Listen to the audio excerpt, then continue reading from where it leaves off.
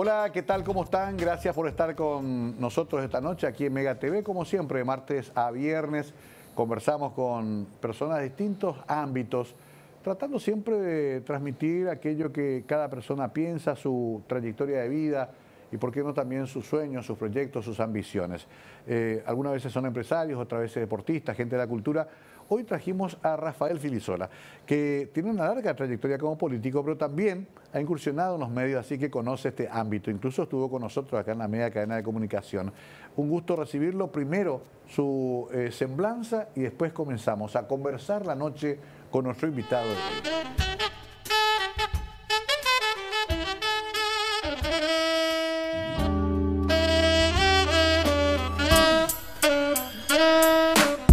Rafael Augusto Filisola Serra nació en Asunción el 16 de febrero de 1968.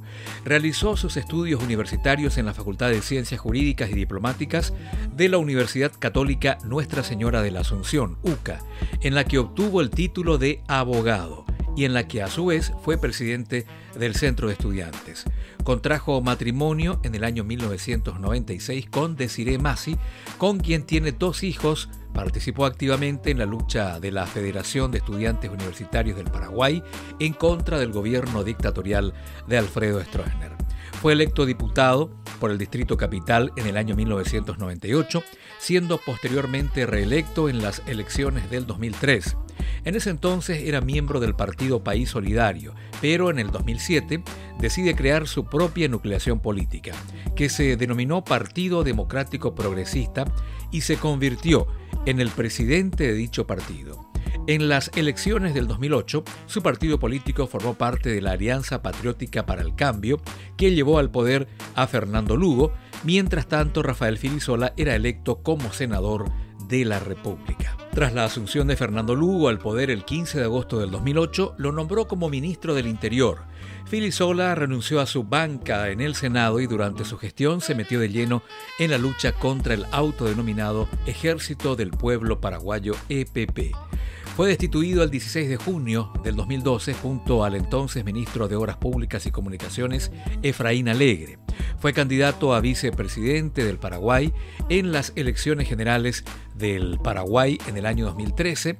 Fue electo senador nacional del Paraguay en las elecciones generales del 2023. Asumirá el cargo el 1 de julio de este año.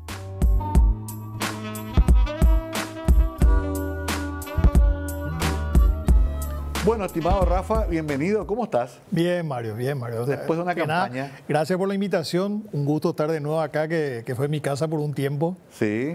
Disfruté mucho de ese tiempo que compartí micrófono con algunos periodistas acá de la casa, así que muy contento. Bueno, sí, claro que sí. Te das cuenta que uno hace un recuento y no pocos políticos han tenido o siguen teniendo o van y vienen también al periodismo y del periodismo. Y parece que eso no fue solamente ahora, ya de la historia del Paraguay me dicen que hubo esa interacción entre el periodismo y la política, ¿no?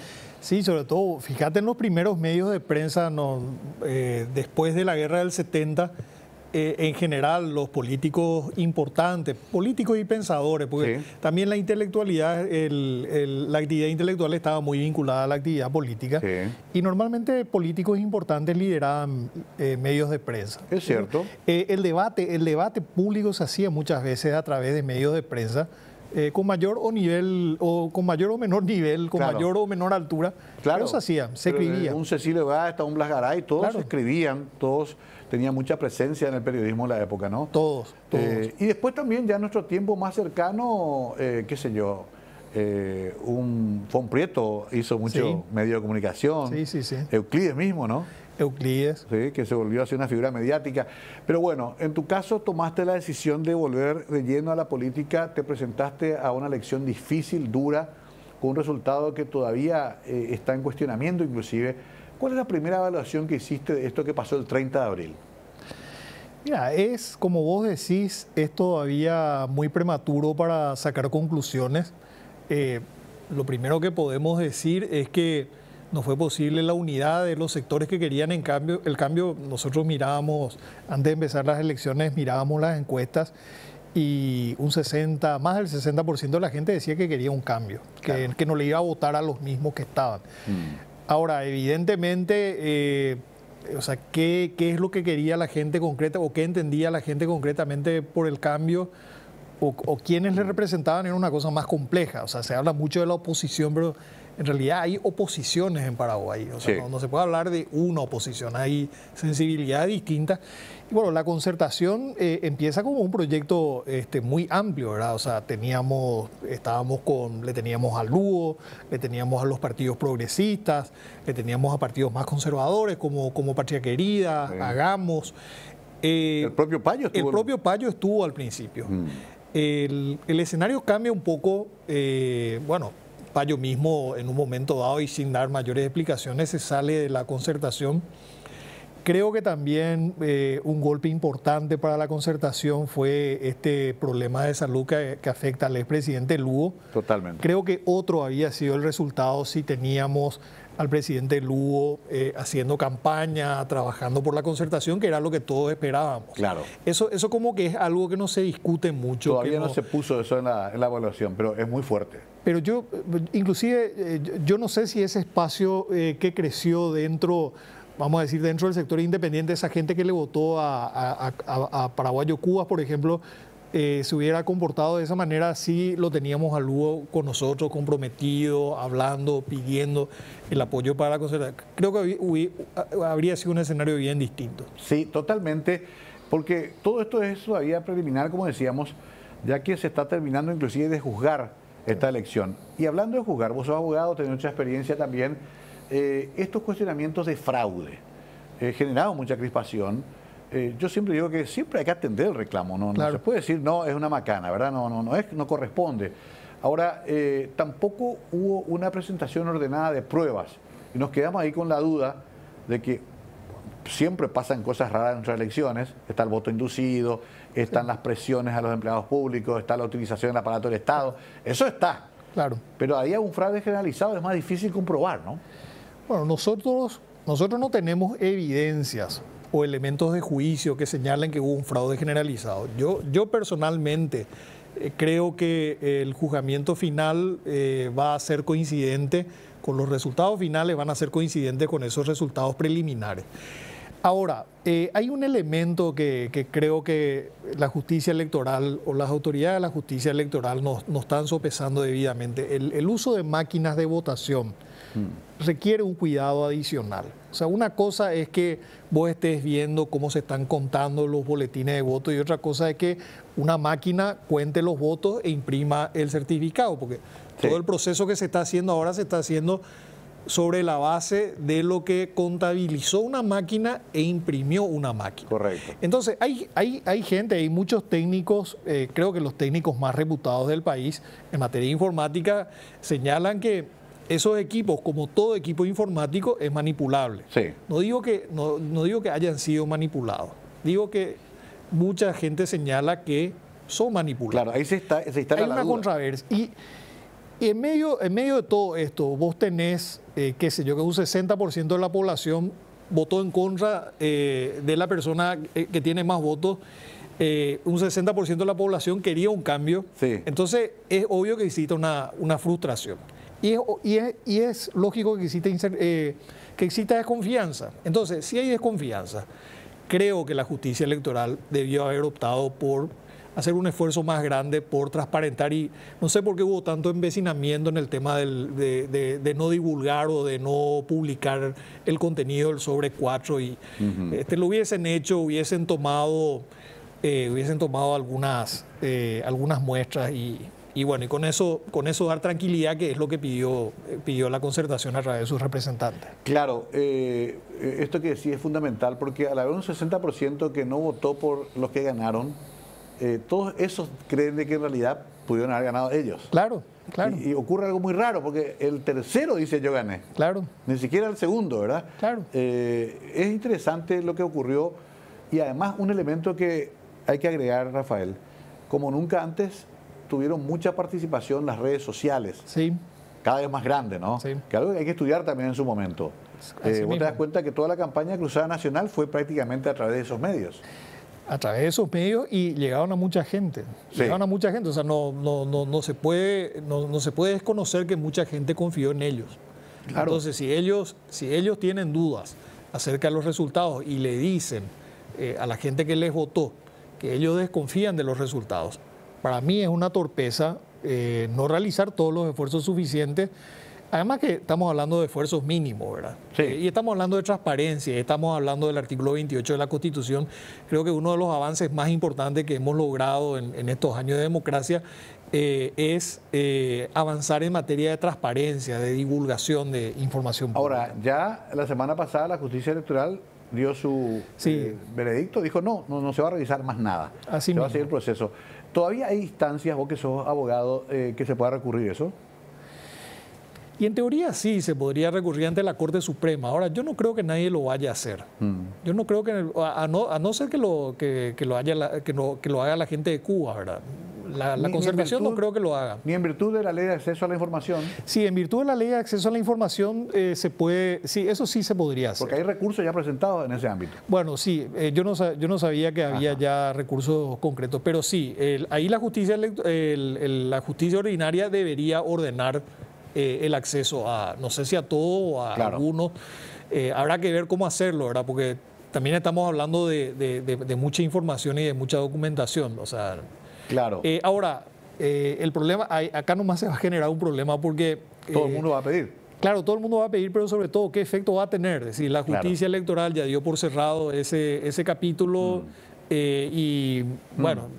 y conociendo nuestra justicia ordinaria puede tomar años la respuesta. Y puede tomar años, Los precedentes que tenemos, de hecho, llevaron bastante... Yo mismo fui, ¿te acordás que fui impugnado y mientras se entendía en la corte... Pasó todo mi periodo de intendente. Claro, así mismo. Nunca se resolvió, entonces fui por la lista. Y después rechazamos porque ya no tenía sentido tratar el fondo. Claro, medio kafkiana también nuestra justicia, como bien sabemos, Rafa. Vamos a hacer la pausa porque esto recién comienza, tenemos todavía 3 bloques más para hablar, pero aparte de este análisis, lo que espera no es un desafío menor, porque se será oposición ahora, pero con más desventaja que casi Así nunca mismo. antes, Rafael. Totalmente, sobre todo el tercer espacio. El tercer espacio queda muy golpeado. Muy golpeado por, a lo mejor en números, el Cruzada Nacional tiene una cantidad importante de parlamentarios, pero hay una absoluta incertidumbre de cuál es la forma en que ellos van a actuar. O sea, no tienen un programa, no tienen una línea.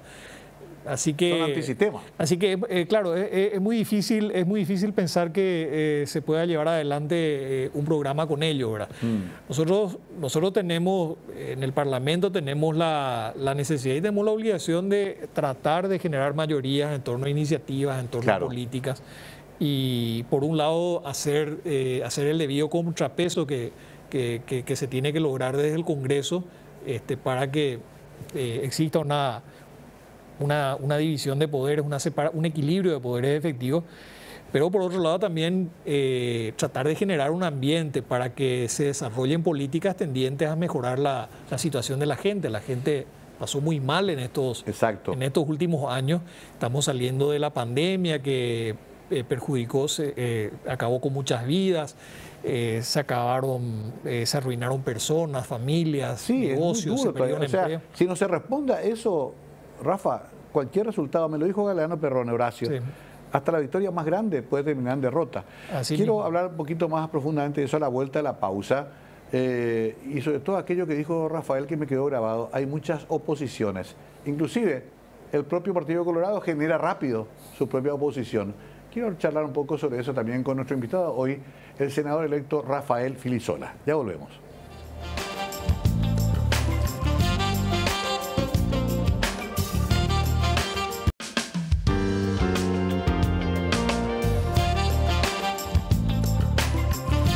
Rafael Filisola comenzó muy joven su carrera política. ¿Cuál fue tu primer cargo electoral, diputado? Electoral diputado en el 98. Esta es mi cuarta elección. Mi cuarta elección. ¿Tu cuarta elección? Esta es mi cuarta elección para el Congreso. Y también ocupaste varios cargos en la administración del Poder Ejecutivo. En realidad en el Poder Ejecutivo solamente ministro del Interior. En el Poder Ejecutivo. O sea, los cargos anteriormente fui electo 3 veces para el Congreso, la tercera vez para el Senado. Ahí no llegué a jurar, renuncié antes de jurar para asumir el Ministerio del Interior. Sí. Y bueno, posteriormente, después fui candidato a vicepresidente, que perdimos esas elecciones con Efraín. Y bueno, y esta es desde el 2013 no me postulaba a ningún cargo hasta ahora que me postulé para el Senado nuevamente. Te mantuvieron bien distraído también con los temas judiciales, ¿no? Como suele ocurrir. Y siguen. Dedicando mucha energía. Es un tema que... Sí, pero también me dediqué a aprovechar, o sea, volví también le dediqué más tiempo también a la universidad, también a mi carrera de abogado, así que... Dos cositas rápidas que quedaban un poco del otro bloque. Por un lado, Efraín. Hay como una especie de catarsis. Sí. Efraín tiene que irse, Efraín tiene que autoflagelarse, Efraín tiene que... Bueno, es muy clásico en la política. Al perdedor siempre se le echa todas las culpas. Hasta puede ser que muy merecidas algunas de ellas. Pero en realidad el problema es más profundo que una sola persona. O sea, toda la propuesta, toda la oferta tuvo problemas en ser aceptada por el electorado. Sí, en realidad esta es una construcción colectiva. La concertación fue una construcción colectiva donde a ninguno nos satisfizo del todo, ¿verdad? Cada uno tenía su idea de cómo tenía que ser la concertación. Sí. Pero se tomaron decisiones básicas. Lo primero es, bueno, nos ponemos de acuerdo en quién va a ser el candidato, entonces hagamos unas elecciones internas a padrón abierto, y hagámoslo a padrón abierto. Que nunca se había hecho antes. Claro, para que todos tengan iguales oportunidades. Porque decía de repente, a ver, pero si hacemos con los padrones los partidos, el Partido Liberal, los candidatos liberales van a tener una ventaja enorme sobre los demás candidatos. Entonces se dijo, bueno, y hagamos a padrón abierto, que puedan votar los independientes e inclusive las personas afiliadas a aquellos partidos que no forman parte de la concertación. Yo creo que la concertación fue un esfuerzo importante y logramos incluir a todos los partidos de oposición con representación parlamentaria. O sea, eso es un logro que no tiene precedente.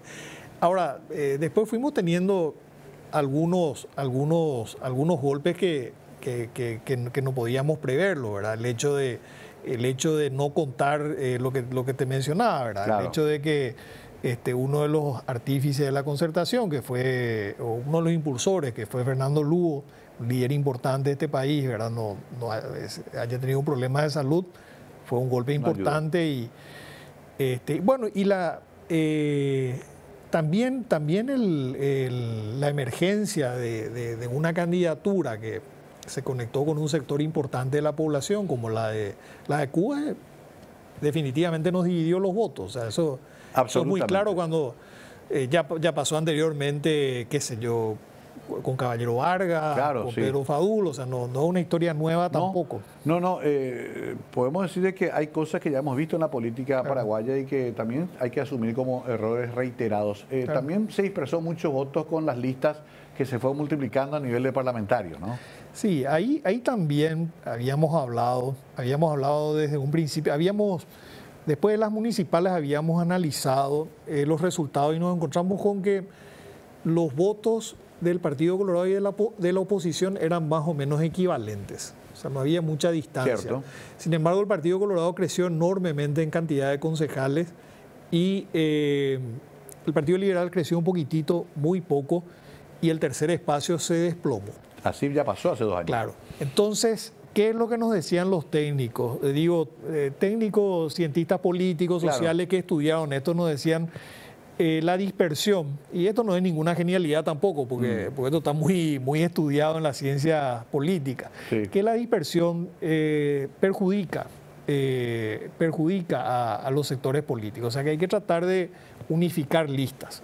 Esto pasó ahora el domingo que hubo elecciones para constituyentes en Chile, pasó exactamente lo mismo, ¿verdad? No es que el gobierno se desplomó ni la ultraderecha tuvo, sencillamente también hubo un poco de esto, ¿verdad? Un poco de dispersión.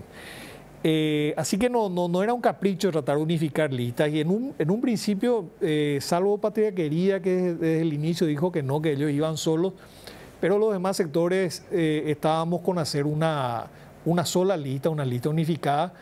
Pero al final, bueno, se generó otra alianza con el Encuentro Nacional y también el Frente Guasú decidió ir por su lado, estábamos avanzados también con ellos, pero decidieron ir por su lado.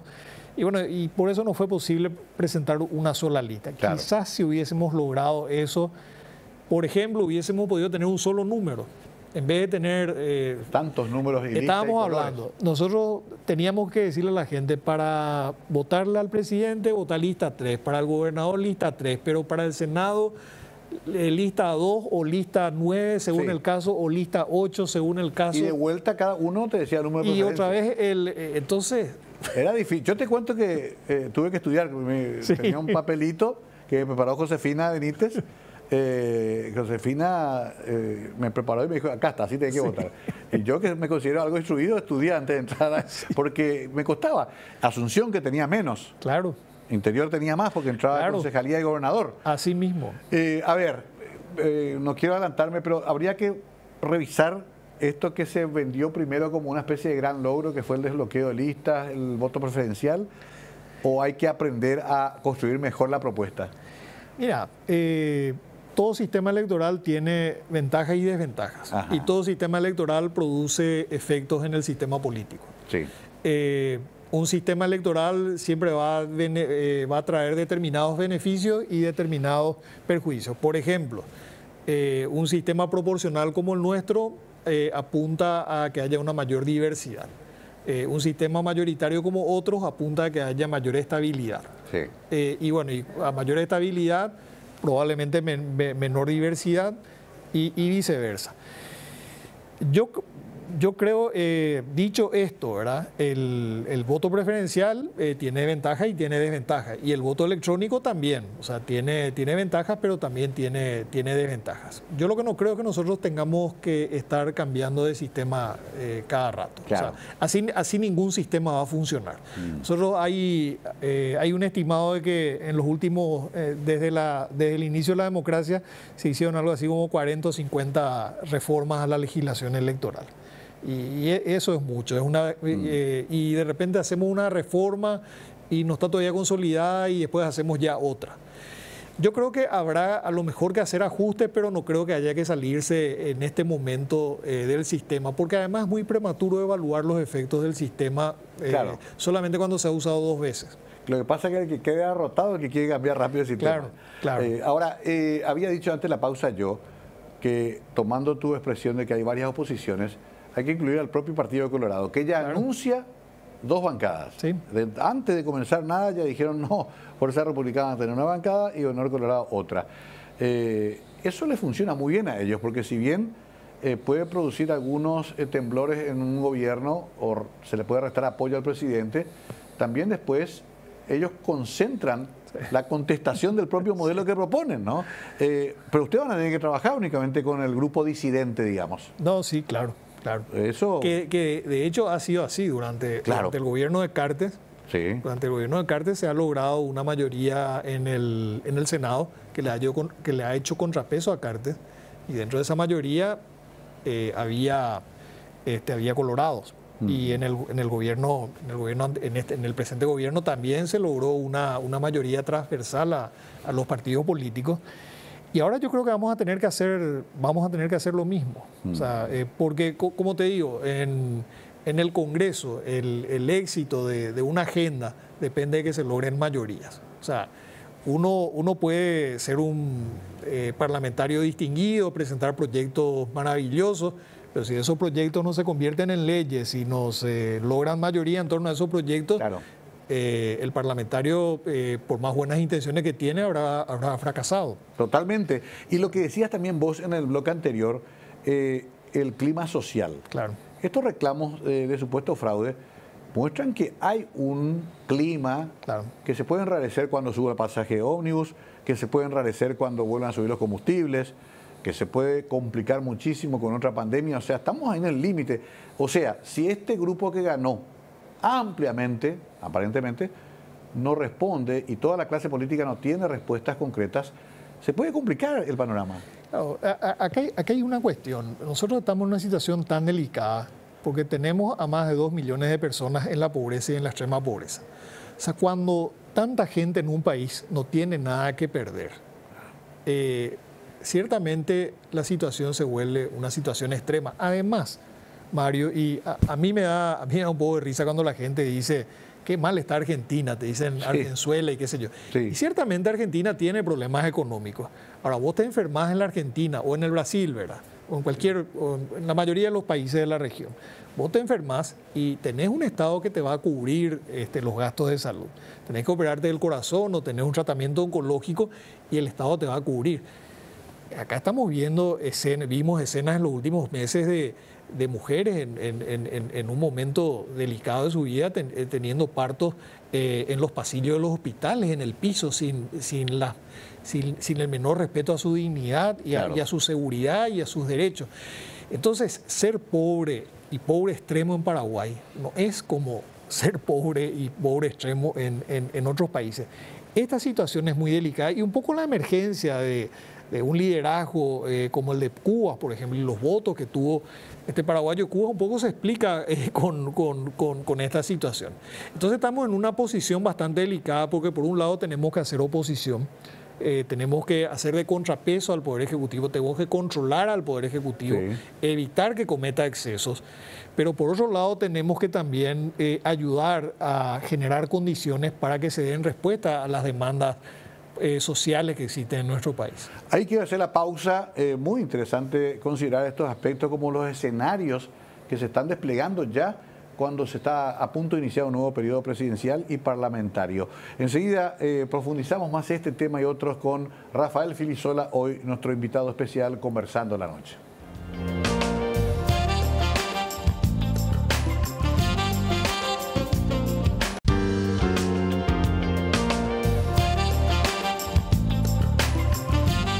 Rafael Filisola con nosotros nos ayuda mucho a hacer una suerte de descripción de la situación, de la coyuntura, siempre con la visión de que todos queremos que mejoren las cosas de alguna manera.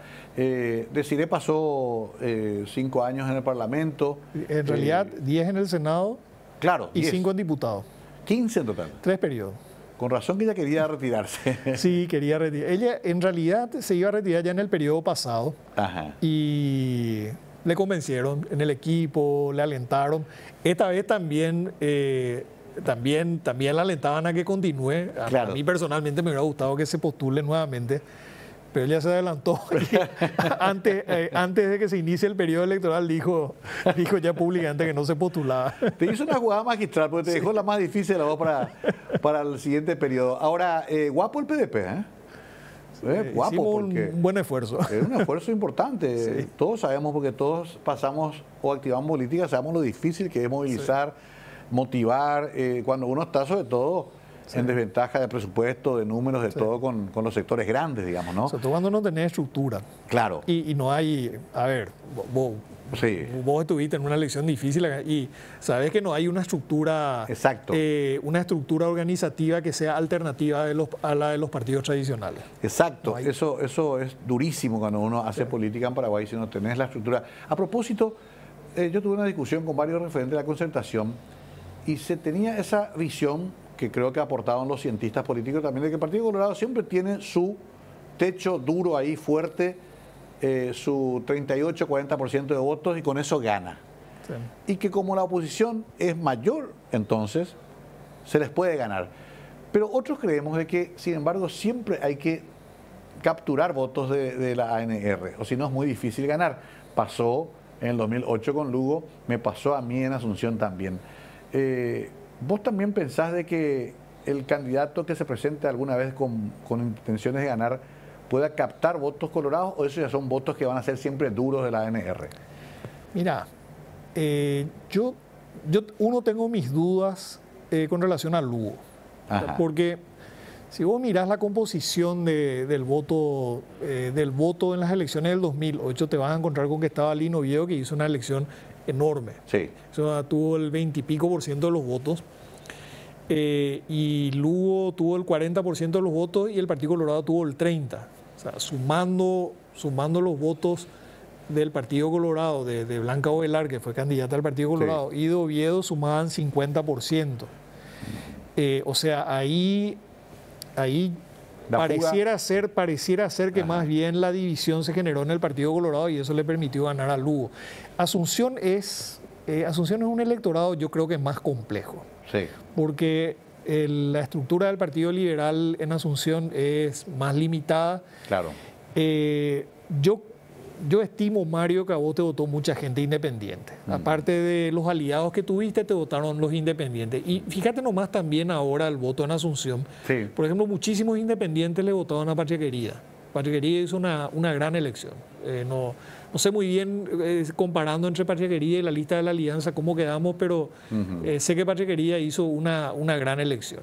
Entonces, es bastante complicado. Si vos mirás el electorado, más o menos el Partido Liberal tiene un 20 y tantos % de voto duro de entrada. Sí. El Partido Colorado tiene 1/3 y más. Y el voto independiente ha ido creciendo. Ha ido creciendo desde que se inició la democracia.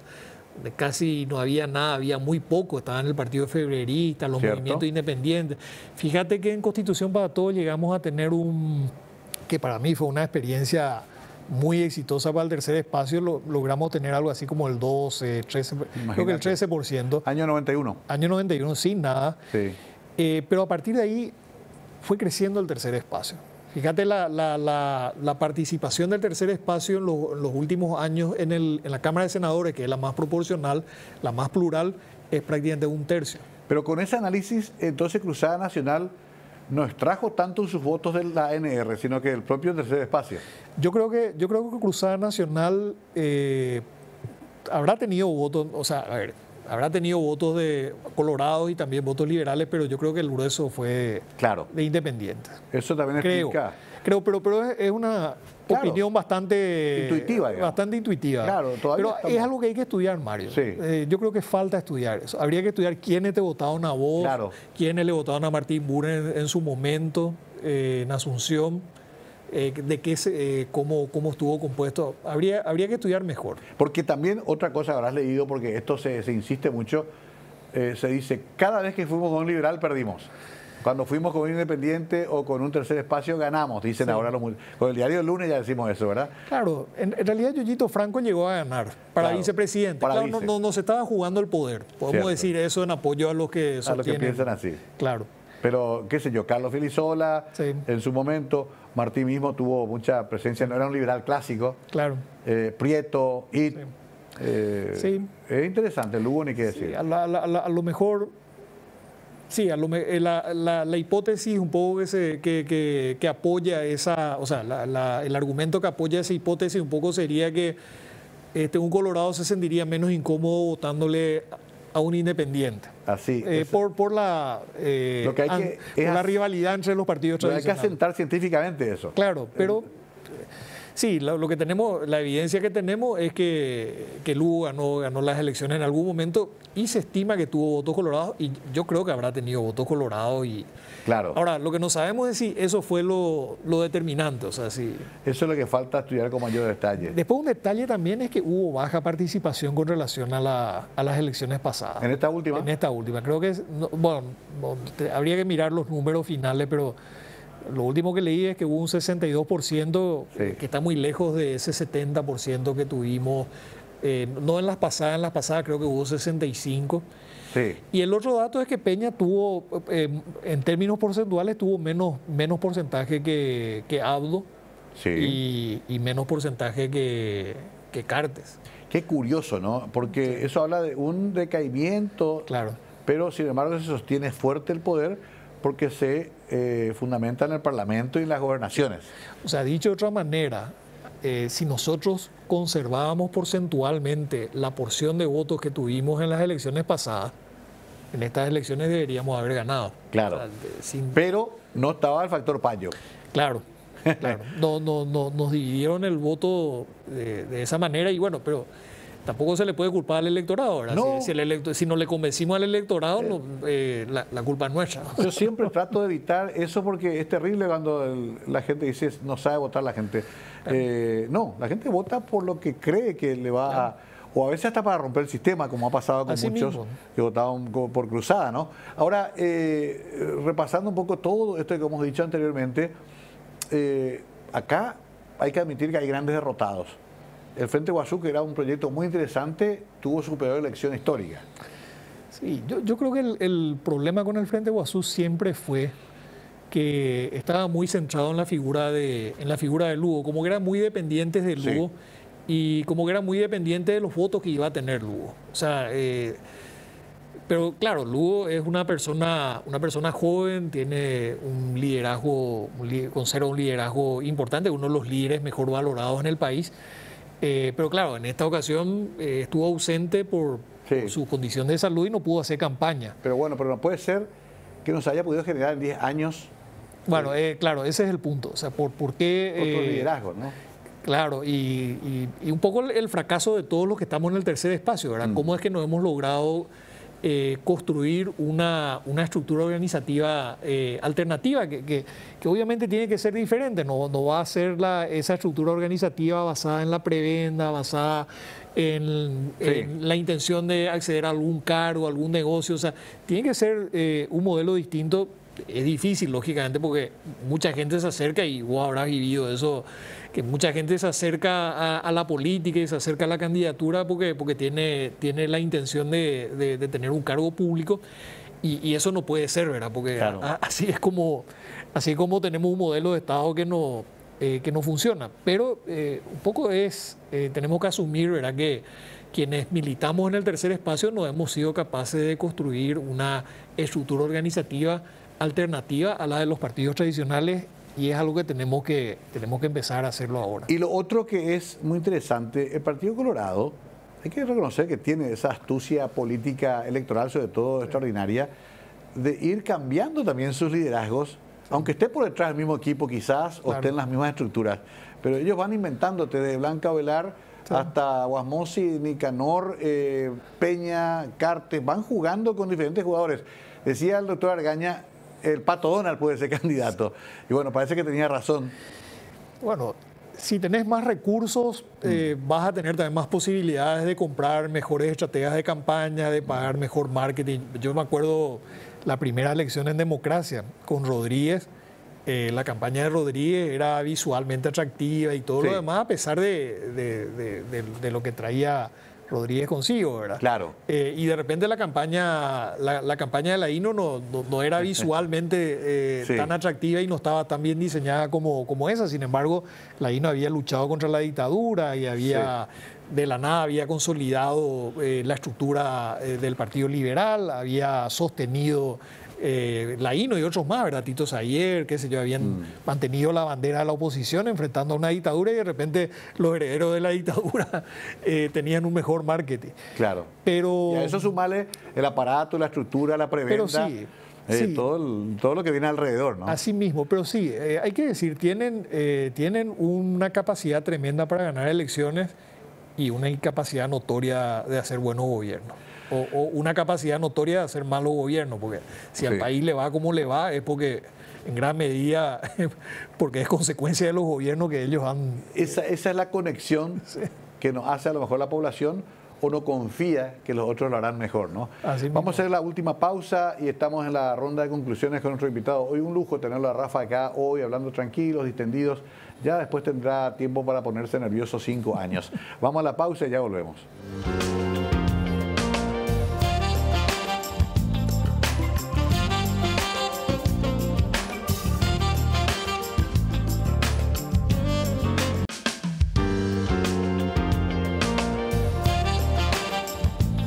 Rafa Filisola con nosotros. Estuve nomás pensando, Rafa, que esta discusión de fraude, no fraude, está posponiendo otra discusión, que es la discusión de cómo recomponer el tercer espacio, cómo reformular la idea de la concertación, aunque tenga otro nombre. O sea, hay mucho trabajo para la oposición en este momento. Sí, te diría, vamos a decir, nosotros tenemos que ocuparnos del tercer espacio. Y creo que se generó mucha mística, mucho compañerismo en el marco de la concertación. Por supuesto, hay posiciones diferentes dentro del tercer espacio. O sea, hay un tercer espacio que tiene una posición conservadora o más hacia la derecha. Hay un tercer espacio que está claramente a la izquierda o en el centro izquierda. Hay posiciones centristas. No sé si vamos a poder compartir todos, vamos a decir, un mismo programa, un mismo proyecto. Pero tenemos que tener la capacidad, a lo mejor sin apearnos. Yo creo que, no sé, el Partido Federalista por su por toda su lucha histórica, tiene que permanecer, la democracia cristiana tiene que permanecer, pero a lo mejor tendríamos que ir pensando en la concertación como una figura ya más permanente, o sea, saber que, claro, por ejemplo, tendríamos que ya empezar a imaginar cómo vamos a trabajar en las elecciones municipales. Por ejemplo, sí. Yo creo que se ha generado un debate bastante más allá de que en un principio mucha gente buscaba gente a quien linchar en la plaza pública, sí, buscar culpables, sí, frustración, también algunos con oportunismo, con algo de oportunismo reclamar, qué sé yo, prematuramente liderazgo. Pero yo creo que hay un camino importante que tiene que seguir el Partido Liberal para crecer, fortalecerse, y creo que nosotros en el tercer espacio paralelamente tenemos que hacer ese mismo camino. Claro. Fortalecer nuestra identidad, unirnos más, mejorar nuestra estructura organizativa. Creo que hay mucho que podemos aprender de este proceso.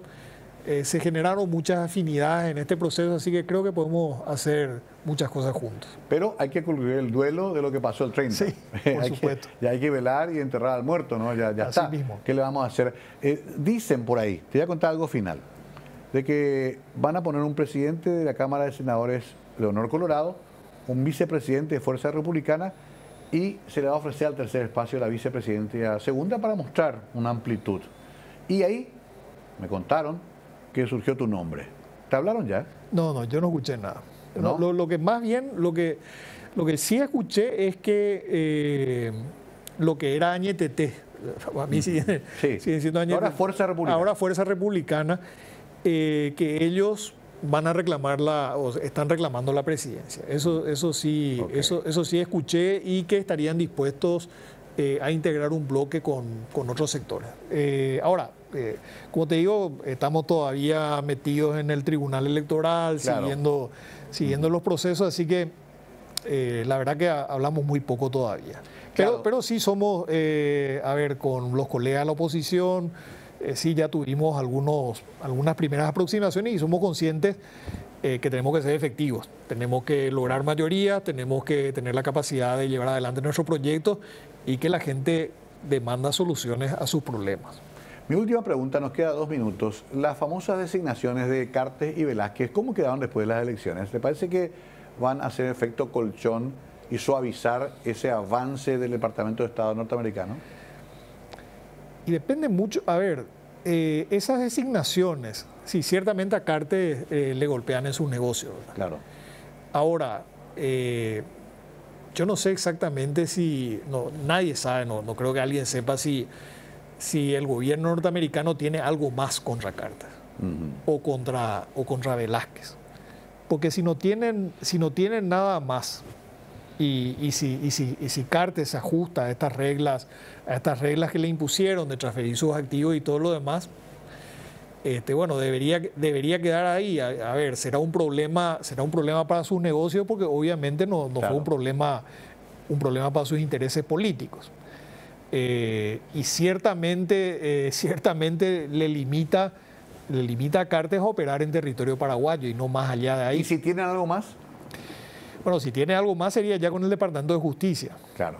Porque ya intervino el Departamento de Estado, ya intervino el Departamento del Tesoro, y si hay algo más sería el Departamento de Justicia, y sería ya una causa penal y sería un pedido de extradición. Pero eso es algo que nosotros no podemos saber.